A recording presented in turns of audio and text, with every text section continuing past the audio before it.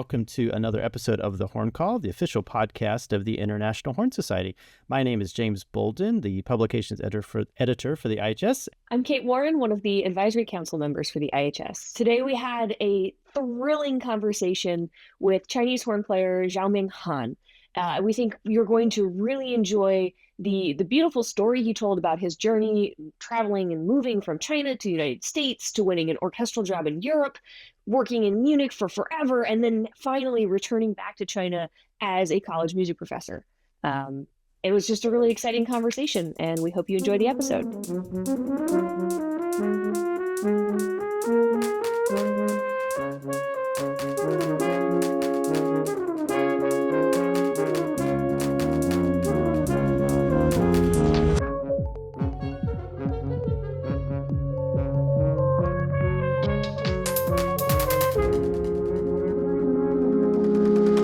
Super excited for you to join us. And what we usually do is when we start the podcast is let our guests just introduce themselves to us and to our listeners and just maybe tell us a little bit about, maybe the brief version of what you're doing now and where you find yourself. And then we can we'll circle back and get all of the fun and interesting bits in between. My name is Xiaoming Han. Now I'm currently job as professor for horn and chamber music at the Shanghai Conservatory of Music. Before that, I was 40 years principal horn at the German Radio Philharmonic Orchestra. But actually, I'm from Shanghai, but I left the 81 to the States to study, and then went on to Germany. So after 44 years, and 2 years ago, I come back to Shanghai. So after 40 years orchestra playing, and I think it's good time to step down and go back to teaching again. So that's why I decided to come back to my hometown. So that's now I am in Shanghai. But probably a lot of people don't know about the Shanghai. Shanghai it's a big city, 24 million people. Oh my goodness! And we have a very big music school. I don't know. I mean, it's a music school, not a university. Music school. Take a guess how many students we have here. I was very surprised when I heard that number. How many? 4,000. Oh my goodness! Wow. Yeah. And what's the age range of the students at the school? Oh, here is quite different than States, but I think you have to undergrad. You can do 18. After 18, you cannot. You see 20 or 22. You cannot do 18, and the master you can do. I think it's a 28. Okay. Yeah. So they're strict with the age limit here. Not like America, it's open. When you're 40, or you still can do a master. But there's a definite cutoff at which point you can't attend the school after that age, huh? Yeah, that's in China. I'm sure in States it's different, right? Now, if you have 4,000 students in your school of music, how many French horn players do you deal with? I think we have about 35 to 40. That's a big class. So we have 3 teachers here. Okay. Mm-hmm.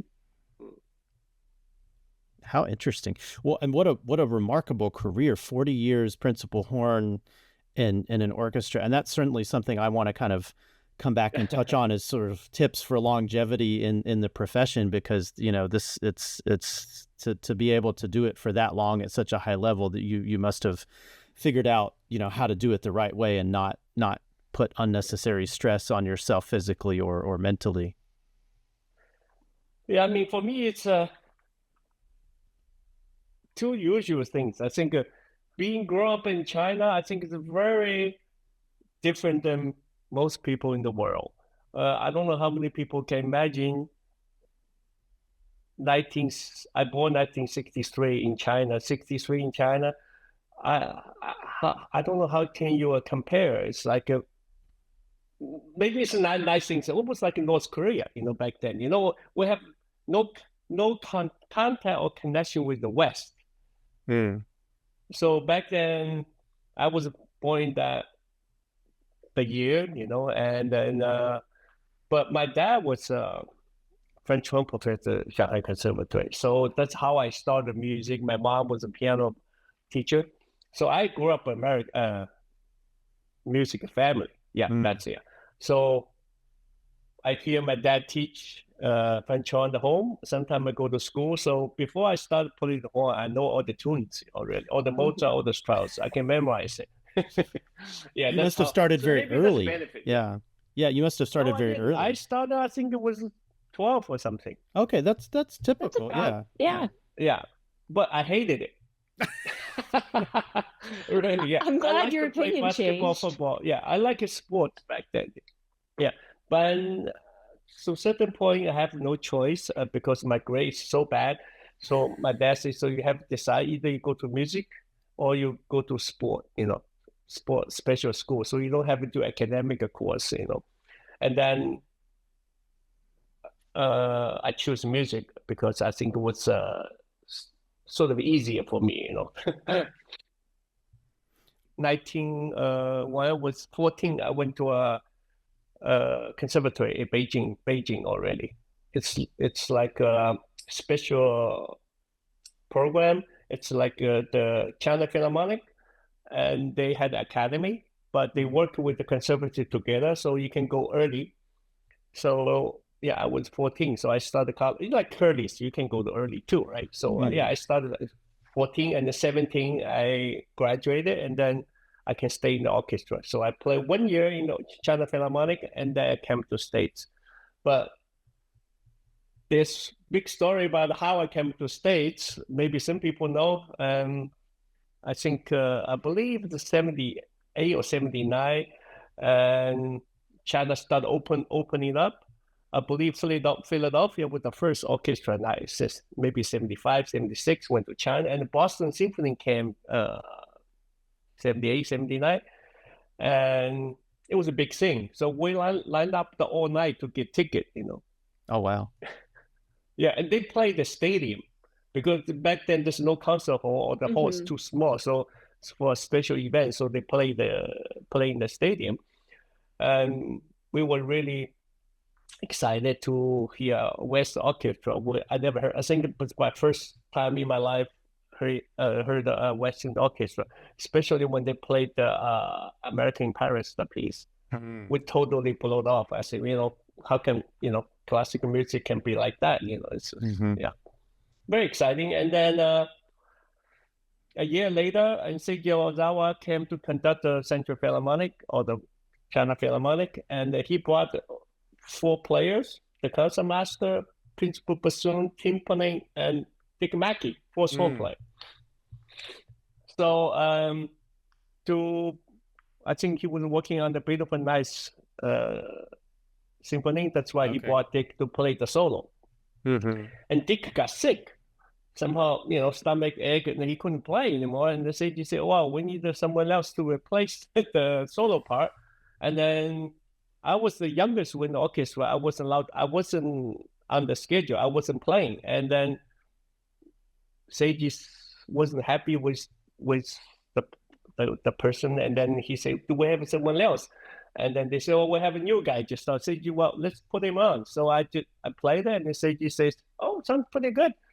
And tomorrow, if we play good again, then maybe you can play the concert. Oh, my goodness. So, and then next day was okay again. And then he says, okay, then you do the concert. And during the rehearsal, I don't speak English at all back then. So everything is through translator. And then he came to me, says, look, I heard you're only 17, and then it's way too young, to already start working. Maybe you should come to Tanglewood. Maybe you can have a good training, and then to meet some other young players, and then it's good training program. And then I never heard anything after that. And then 4 or 5 months later, I get very thick envelope from Boston Symphony.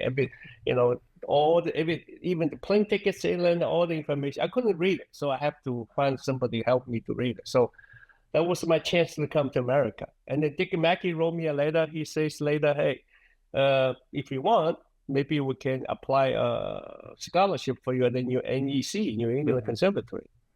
So, and then I said, of course I want to. And then I came to America in 1981. That's how I started my West journey. Say that way. Yeah.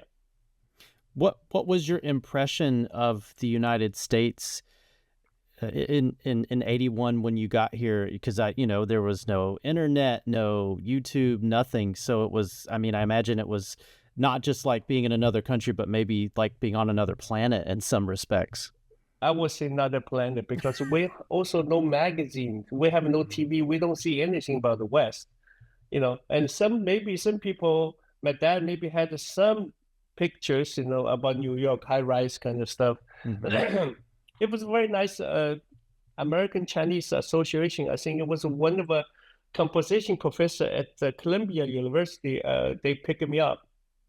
So they put me up in New York for 2 days, and then I went to Tanglewood. But I got car sick because I'd never riding in personal car before. Mm-hmm. We don't have a car in China.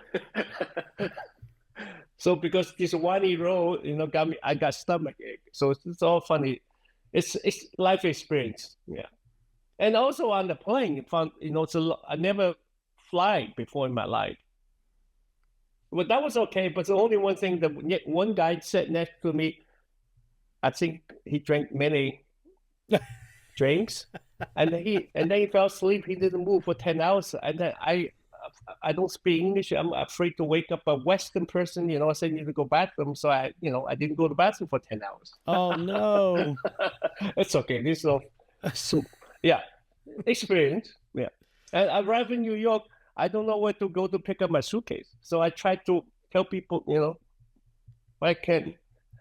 And finally, a couple of minutes later, some person speak Chinese, help me out, you go there to get your suitcase kind of stuff. Yeah. Yeah. Of course, this is life experience. But the thing I went through, I arrived in Tanglewood, of course, is a very different because I bought my single B flat horn. Oh, goodness. Okay. I don't know.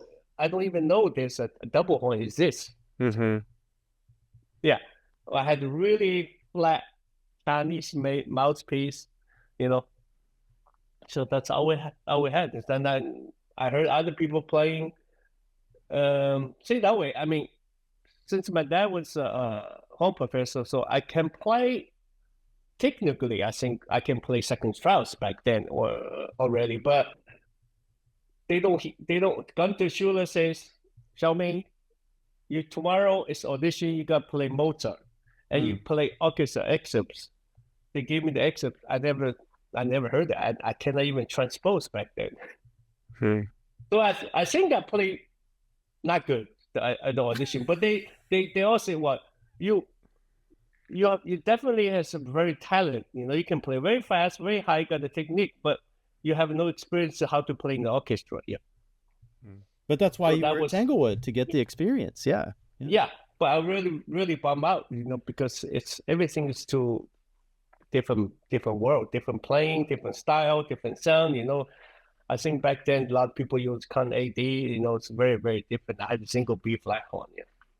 I was going to ask, did that cultural difference of coming into something you were really excited for and finding out you were very unprepared and everyone else was doing it differently, was that discouraging for you? Or did that kind of light a fire and help you get motivated to develop Western horn playing skills? Both. Very good question. Both. One way is I was really discouraged, and then second way say, well, that's why I come here for.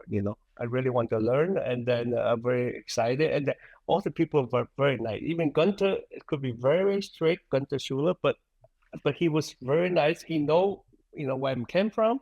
Even Seiji or the even Bill Caballero was in the group. Okay. Zach Smith was there in the same year I was there in Tanglewood. Yeah, so it was nice. And Sylvia Amania, I think she was in National Symphony. Now she's not playing anymore. So back then I still kept contact with these people. Yeah. That's amazing. So after Tanglewood, did you start right after Tanglewood at NEC that fall after the summer? Yeah. And then again, when you start NEC, first day school's audition again. Yep. I think they had 18 home play. I think I also didn't play so well, I have to say. I think they only play excerpt. They don't want to hear Strauss or the... So I think they had 18 home play. I think maybe I was 16, 17, last three. Yeah. And Dick Mackey says, well, you have to work yourself up. Otherwise, you're not going to keep your scholarship. I see. Yeah. I think after 1 year, and then I got a symphony orchestra. I think in the top three, and I kept my scholarship. Yeah. Oh, I also play what do you call brass scholarship quintet or the woodwind scholarship quintet? Okay. So yeah. So had you ever done any chamber music prior to that? Had you ever played in a brass quintet or a woodwind quintet? Yeah. Okay. Well, I think I'm very lucky to have Dick Mackey, and he really take care of me, and then he knew where I came from, and he said, he says, you gotta learn a lot of basic stuff, and you gotta learn Mozart and no Strauss yet. He says, first year only co-brush, and later you can play your Strauss, And I really did that, And then I played Carnegie. Oh, really? And he raised money. I played in the church, and he raised, I think, $3,000 back then, bought a Carnegie for me. Yeah. It's very nice of him. He did that. Also, Seiji, and I think Seiji gave me a check. I think that's how I went through the first year. Because I got a scholarship, but the room and board I still need to pay myself, Yeah. It was very, very exciting time. It's a lot of learning, a lot of new things. But I think back then, the horn class and then all the teachers, very nice to me, very nice. I still had the English problem back then, I think. Difficult to understand. Back then, only dictionary, not like nowadays, you can translate so fast. Right. Back then, you got everything manually, you have to check every word kind of stuff. Yeah. I think it took me at least 1 year to get comfortable at Boston. Yeah. Well, and not only are you having to translate from the English language just in conversation in everyday life, but there's the rehearsal language that's used, and it's almost like a shorthand when they say, okay, start at the upbeat to P. Numbers, right? Yeah, what does that even mean? You have to figure out what that means and translate it to yourself outside of just normal English. Yeah. But it sounds like you had a good support system there, though. It sounds like you had Dick Mackey, and then were the other students pretty friendly at NEC, easy to get along? They all, yeah. And also Kowalski back then, I also took some lessons with Kowalski also. And everyone's very nice there. I think I don't think I cried. I don't think I ever cried in Boston. I was very lonely there. And there's no phone calls. I only can write the letter to family. Oh my goodness. And there's only one thing I know. There's no way to go back because I don't have money to buy a plane ticket to go back. So it's a one-way street. Either you're success or you... It's a good reason to practice. Yeah, it's only... Yeah. I think I worked very hard. I think at least 4 or 5 hours a day. And the second year, I think I went to the IHS competition, I think, in Charleston, Illinois. And then I got there I got a prize. Yeah. That's fantastic. That's really encouraged me there. Yeah. Was that the first horn symposium you had been to then? Yeah. First one. I never saw so many horn players. First time I saw alto horn there in America. That's fantastic. Well, and so did you stayed 4 years at NEC before going to Germany? Actually, 3 years. 3 years, okay. Because at the fourth year at the competition, I met Hans Piska and then Gerd Seifer. And then they were the judge. And then they say, well, why don't you come to Germany to check out? It's also very interesting maybe for you. And then they also helped me to apply for a German grant. It's called they as a scholarship, which is a government scholarship. So they write the recommendation letter. I send the tape to there, and then 2 months later they say, "So you got the scholarship to study in Germany for 2 years." So I talked to Dick Mackey, and then this small story before. Actually, before I go to Germany, I was sort of a broke. I think I couldn't pay my medical bill, and that's some kind of stuff. And I auditioned, I think Venezuela or something. Audition, I got a job there, and told Dick, "Hey, I'm going out for a dropout school for 1 year, and for work for 1 year and come back." Dick says, "You're crazy. So you go out there, you never come back."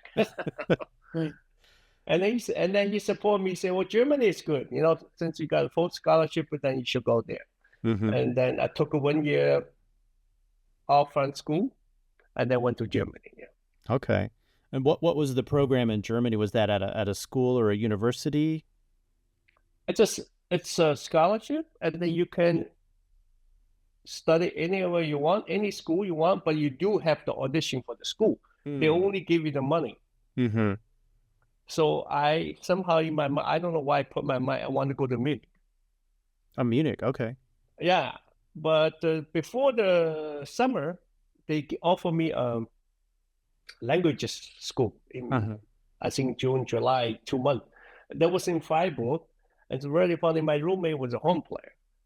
And he's from England, so we can speak English together. And then he said, "Oh, Alfred James here." And then I already, I in States, everyone knows Alfred James.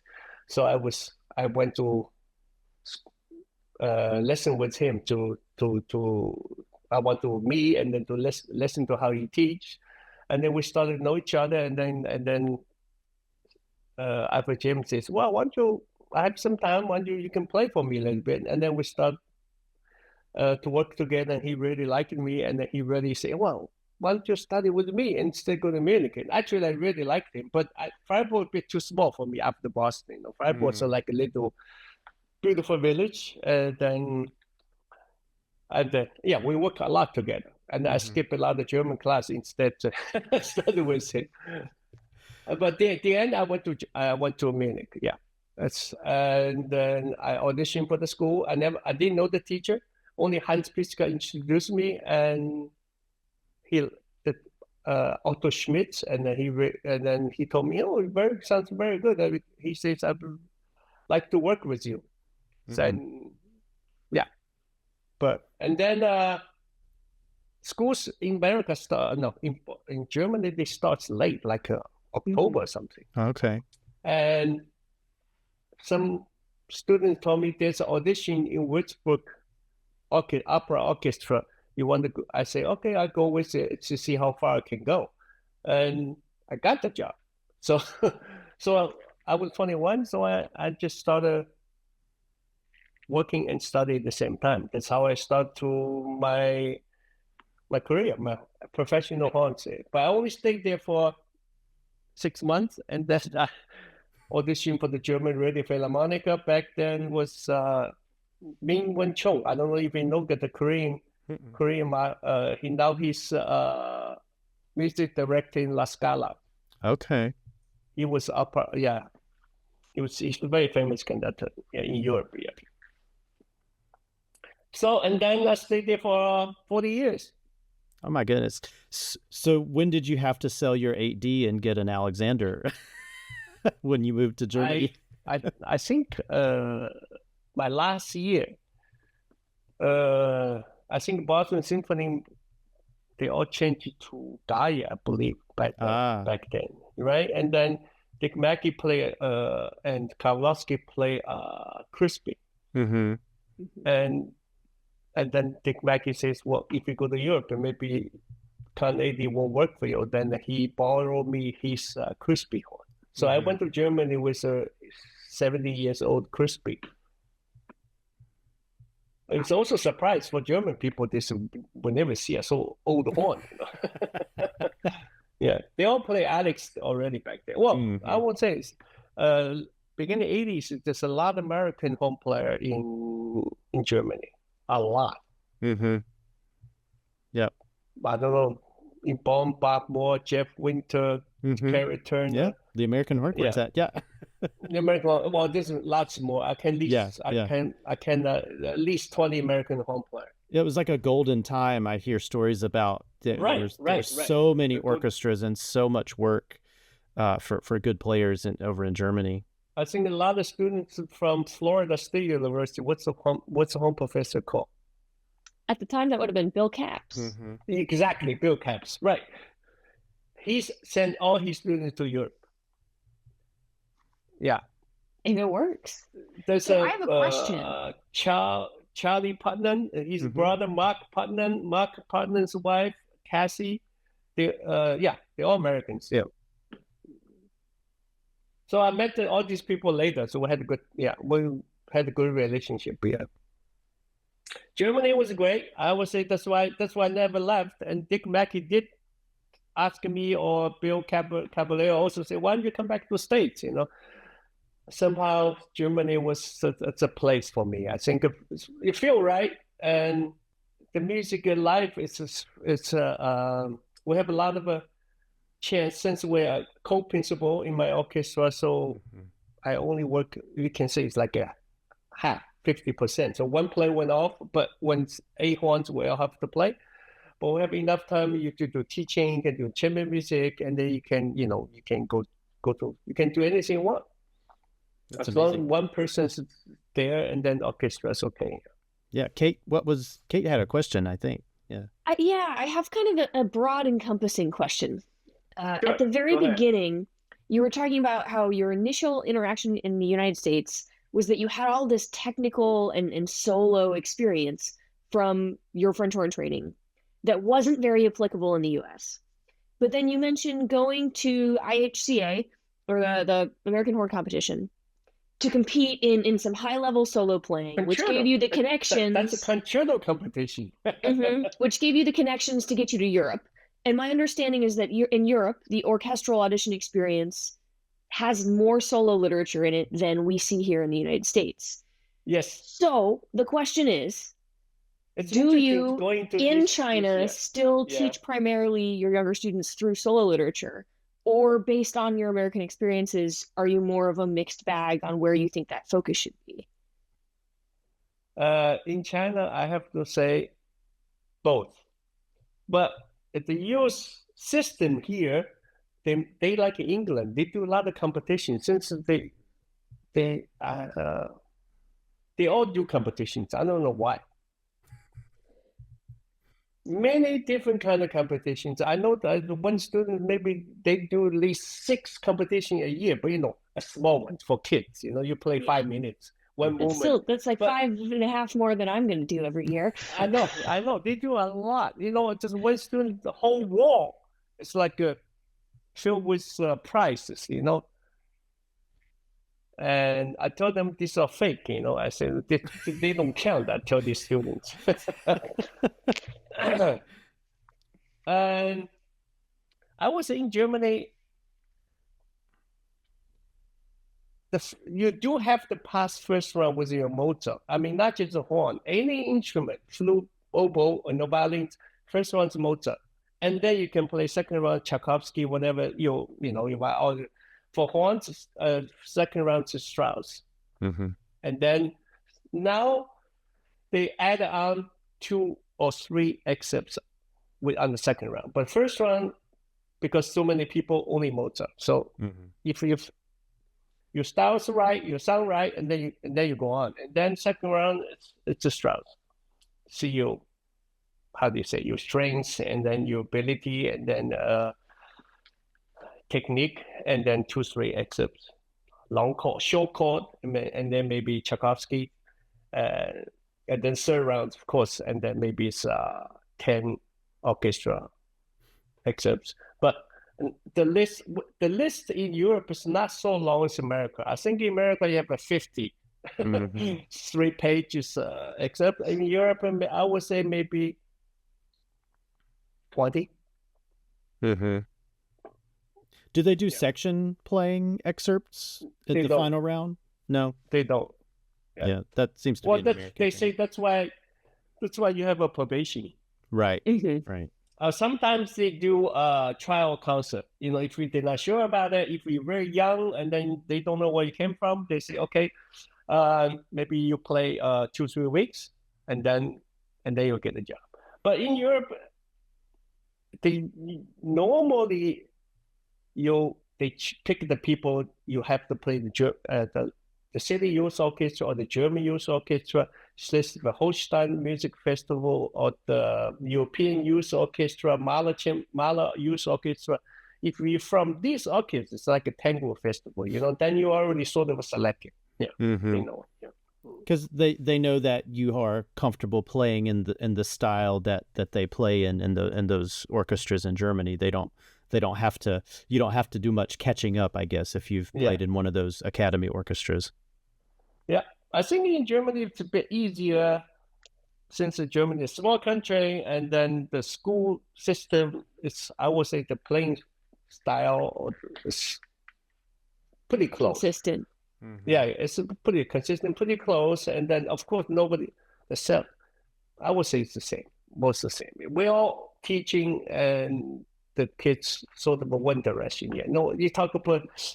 Of course, some people maybe play a little bit darker, a bit brighter sound, but that's a personal thing. But the general music idea, articulation, and then the style is very similar. Yeah. Well, you must have figured it out really early on to be able to come, one, from China to the United States to have success early in the United States, learning that style, and then to go to Europe. And so, is there a secret to your ability to just kind of figure out those styles so quickly? Very good. I really have to thank Richard Mackey back then. He said, you don't have time to listen to jazz, other rock music. You gotta listen to Mozart. Because Dick Mackey is Mozart nut. He had his house or the dining only Mozart posters, and he also collects first edition Mozart manuscript. I don't know, scores, string quartets, piano piece. He likes that. He collects many. The whole house. I think every single book in all the languages in the world, and he has on his bookshelf. Wow. So, yeah, we go to. He invites the students to his house pretty often the weekend, and he always play opera music, chamber music, especially chamber music, because he went to Marlborough. Also, yeah, he did. I think I went to Marlborough in 1995, 96, 97. I went to 3 years when he was there a long time ago. Then he talked to them. They said, I have some student in Europe and interested to come. So they invited me. So chamber music at the school times, maybe also my personal things. I really like it, listen to string quartet, Cleveland Quartet, and Julia Quartet. Back then in Jordan Hall, a lot of concerts. I always go to concert every Friday night, Friday afternoon. I go to Boston Symphony concert because there's always last minute tickets. People gave it, so people give tickets for students. So I like to learn. So I know I need to do a catch up, and maybe my personal thing, chamber music. Maybe through Dick. I think I have this through Dick. I really like string music because I really admire, they have so many octaves. They have 4 strings, we have it's just more color for me. More color for me. I like it. Yeah. So, and that's why I think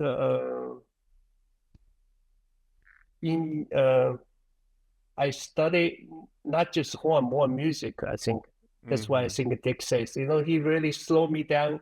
Cobras,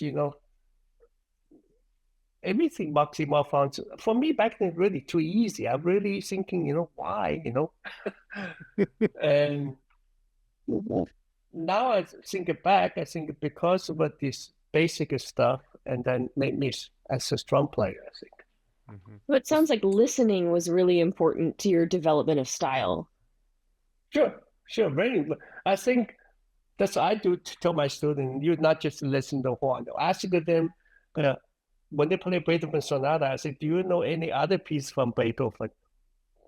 They don't.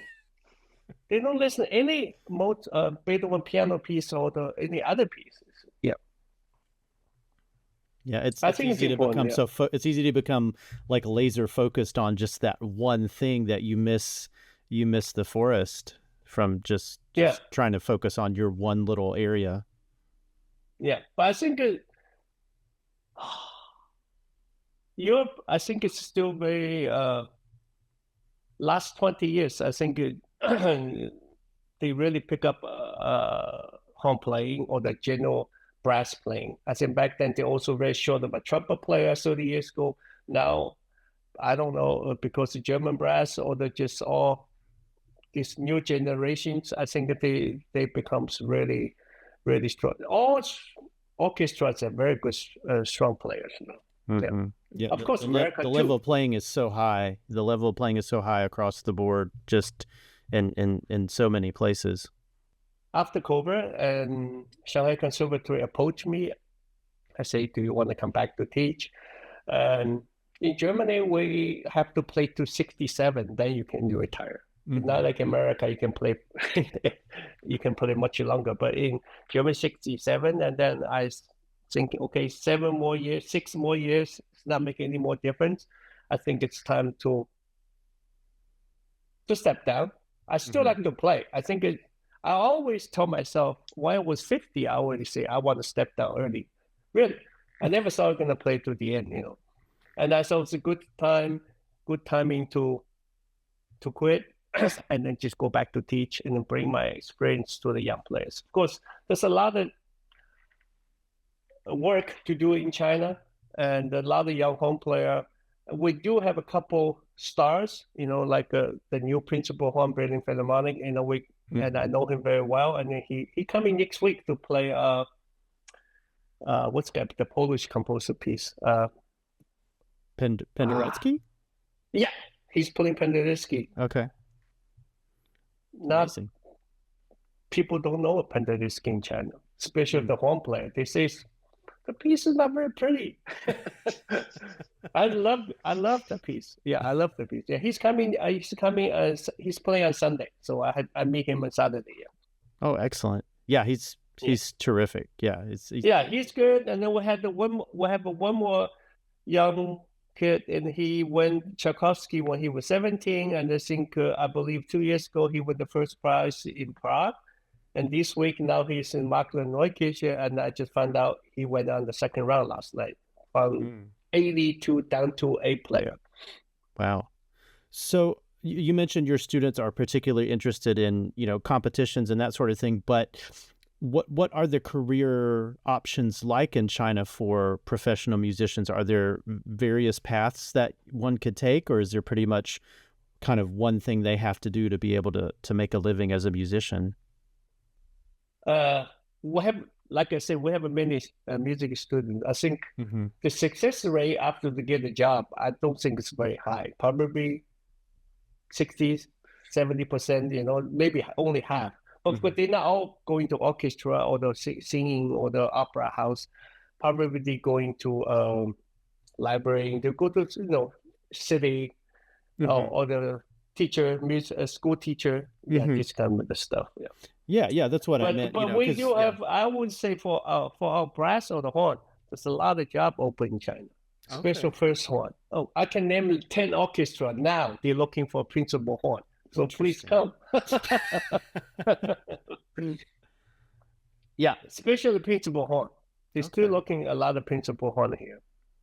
That's interesting. Is that? We have a 75 symphony orchestra in China. Full time. Wow. Yeah. That's amazing. Yeah. Yeah. Good thing you have 35 horn players. Yeah. I'm sorry. Sorry, I missed it. Oh, I said good thing you have 35 horn players at your school. Yeah. Well, there's a 12 music we call conservatory. I mean, music school is state. It's very high, and then they also university music school at least another 30. So we have about 50 schools where you can study music. Okay. All right. Yeah. So hypothetically, this is not for me. I'm way too old to do this. But hypothetically, if a person from the West was interested in taking auditions for an orchestra in China, what advice would you give them to be as prepared as they could possibly be to, one, win the job, and then two, to be able to have a good life and to live well in China? Well, the audition is not so tough as in America or in Europe. I think the audition there. No, the level, there's I would say 5 orchestras in China is pretty high, and the rest of it's a medium. And it's still very, I think it's a lot of bigger chance for people who, if you can get in civic orchestra, or you can get in the Tanglewood program, or the New World Symphony, these kind of players, I think that they have very good chance. I mean, this level, you have very good chance to get a job here. And of course, life is very comfortable here. I think the food's great, and people are very nice. And then you can get the English around, especially all the apps, all the roads, all the straight roads, all English. Yeah. Not nearly as hard as coming to Boston in 1981 and having to learn English with your paper dictionary. Yeah. It's still, I think, a lot of chance. Also, I think China has a very good doctor program, master program, doctor program. I think doctor program you can do in 3 years.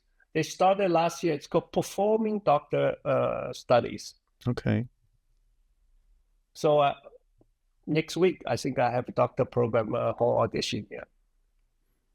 And they're super cool. Coming from China, or do you have students coming from outside? I do have people from Asia, from Singapore, from Hong Kong, from Thailand. Yeah. I think the whole Asia becomes very interesting. Japan, well known. In Korea also, they're very good home players. I was in Thailand last month. A lot of brass play, a lot of brass band. They have a British system, so they have a brass band. Not a wind band, but they have a brass band. Okay. I do like that. I think the brass band better than the wind band. For me, I think it's a more effective brass band. Yeah. Well, the virtuosity in those brass bands is so high; they could play anything. Yeah, but one thing in China, I was going to say, students don't have enough time to do chamber music or the horn quartet. It's difficult to get my students in the same time to do quartet. I have to spend my evening time. So after 6, they all have time together. We can do horn quartet, and then that I don't understand the system. How, like in America, I think believe 3 afternoons, no class. You can practice or do chamber music. In here, I don't know the schedule. I'm not I'm not happy with the scheduling. Yeah. Well, maybe that'll be something that will change over time as perhaps more people come into China from outside and bring their experiences like you have. Like you had the benefit of being outside of China and then coming back and bringing all of your experiences there, so they can hopefully learn from those. Yeah, I want to bring the IHS maybe in 2 years to China again. Oh, that would be amazing. When was the last one, like 2000? 2000, 2000, a long time ago. It's been a while. Yeah. I still remember Also, that horn call with the great wall on the front. Yeah. I did talk to Bernardo. IHS in China, it's not very popular. They need to do more advertisement, or they do more, I don't know some kind of a events to make the young people to interested and then to join, I think. So maybe you need to do a special program. I talked to Bernardo about it. So in the vein of maybe drumming up some local interest in the International Horn Society, could you speak to us about the ways that the IHS has been important to you throughout your career? Obviously, like you mentioned, going to the competition and that being a big jumping point to getting to Europe. But what are some of the other ways that the IHS has been involved with your musical career? I think for me, especially for me, from China, after 1 year in America, I went to IHS. It's the biggest event, you can imagine. And I learned so much, I see so much there. But I think And then later, I lost the contact, say that way. So, when I started my professional work, and I have made these 30 years, maybe I didn't have no contact with the IHS, I think also in Europe, it's more of American, North America, I think. As in Europe, it's maybe it's the time, because they always do in June. And then Europeans still have a school. In China also have a school. So I think I do believe they had it once in Switzerland much later. In Switzerland, I think, I don't know, 5 years ago, 8 years ago, as it was in July. So that was a very good better time for the European people to join. I think if they can do a bit later, maybe they're easier for people. But maybe for America, people, it's not very good. So it's the time. Yeah. I think if for the Asian part, maybe IHS should do Asian winter things, or do you do a small competition? Taiwan people, Korean, China, Japan, they all like competition. I think that's now maybe making me thinking it's an Asian thing. The parents, they want to know where my kids, the status. It's a status thing in Asia. Maybe they should do a competition, a special program. IHS Asia Horn competition. You only have working with a local player, and they have a couple, 3 or 4 or 5 people from IHS coming down. What made you want to get back involved with the IHS, though? Because your story is not unusual, though. I have heard that from particularly horn players outside of North America and the States. They think, oh, IHS, that's for American horn players, or that's for Canadian and American horn players. But there must have been something that drew you back into being involved with the IHS. I think I got a phone call last summer from Bernardo. He says, I want to pass a good news, and then you being selected as the Punto Prize. And then I was very surprised. And then I don't even know what it is. And then I went online to read about it. What it's about it? I said, wow, it's big recognition. It's a big thing, and big honor, and for all the work I did. And then I think it's. I want to introduce this IHS to China for the young kids. They should come out. They should know the horn big family. I think IHS is the only organization have that, and then the whole setup. I think it's good for the future young horn player. I think it's good. Since we don't have it here, Germany also don't have it. Germany don't have it. Well, you mentioned that you'll be in Poland this summer at the symposium. I'm coming with the China Horn Ensemble. So in China we do have a lot of horn festival. This summer I'm going 4 different camps. Wow. 4 different horn camps. Yeah. The biggest one is called I believe 400 parents and students together, about 400 people. That's a big one. Yeah. That's a big one. Yeah. And I'm doing one with my brother, because Tianjin Julia in China, they have one Punto. It's the only one. The Julia in China has a school, and my brother teaches there. He was in Singapore Symphony for 30 years, principal horns, and now he's teaching there. So 2 of us were doing in Qingdao. It's a famous beer, the beer from Qingdao beer. So we're doing in Qingdao, in the island, doing the horn camp. And I'm doing another one with European woodwind.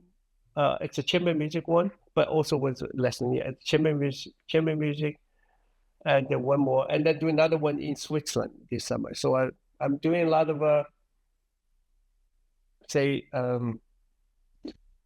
for young people working. Yeah. For many years, every summer, just a festival, playing festival to festival. So now I think, I don't know, maybe I did teach for 20 years as professor at Germany. And then I found out it's just home playing, raising kids, and myself, and chamber music, and flying around. It's just not enough time. And then I quit. And then now I think I'm ready to back again. I think I'm really can come because I'm concentrated at one place. I think I'm more comfortable to teach now than back then. Back then it's just too much. I think as a teacher, you need to be there for students. I think it's important. Yeah, but yeah, it's so it maybe just to kind of wrap this up. I mean, we could keep having a conversation for like the next several hours because there's so many things I want to just pick your brain about, but we don't want to take up too much of your time. But it just kind of in closing, looking back on your career, you've had so many wonderful experiences as a teacher, a soloist, an orchestral musician, and now you're teaching back home in China. Do you have advice for people on how to stay as interested as you've stayed in your career and to not get burned out and it just seems like you have so much energy still, after doing this for so long. And that's an amazing thing. It's not always the case, as I'm sure you've seen, maybe you have colleagues who just seem burned out, but you haven't gotten burned out and you seem to be super excited still. I think for young home player, if you want to become a professional home player, or even just for fun, I think you have to open. Don't say, "Oh, I studied in America," or even from Europe or from China. I think you have to. Nowadays, internet so easy to find out who's where, who's playing. I think while I was in America, I know all the horn players. This type of orchestra, the principal horn, what kind of mouthpiece. Went to Germany. I also know all the horn players and all the professors. I studied them, their background, and I compare the style. That's what maybe it's me, I do that. I think it's for young players. You really have to know. It's like a business, you need to learn all the styles, not just. If in America, you cannot just say, I only learn East, people East or West Coast. I think people in California, they don't care either side what they do. I think really, maybe it's the weather, they just so relaxed kind of stuff.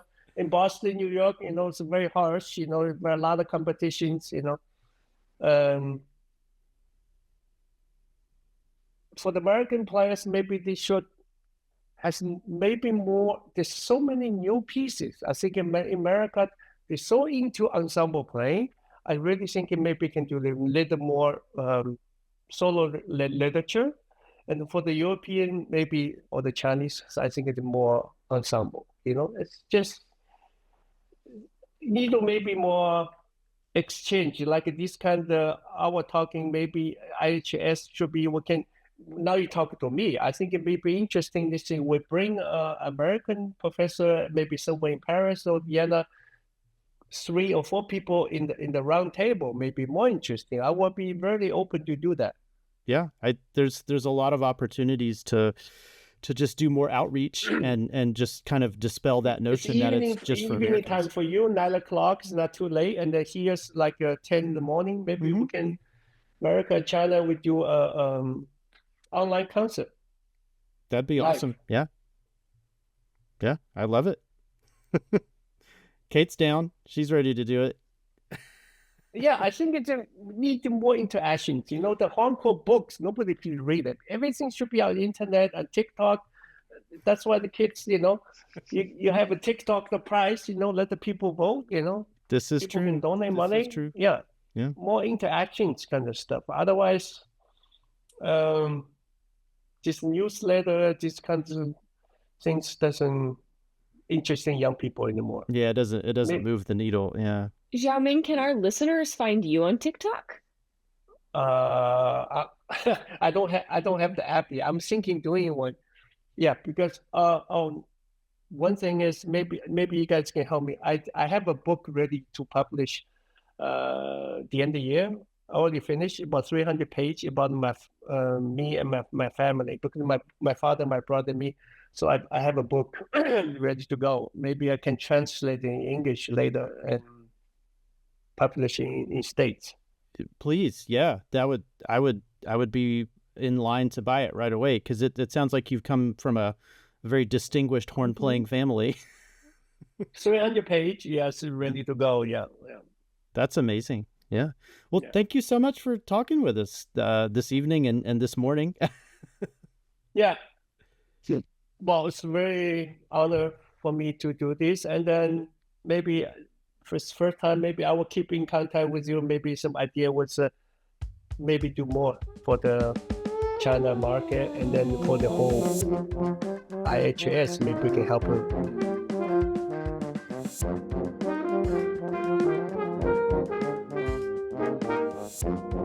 The Horn Call Podcast is the official podcast of the International Horn Society. The views, information, or opinions expressed during this series are solely those of the individuals involved and do not necessarily represent those of the International Horn Society. Copyright International Horn Society. Music by Brian K.M.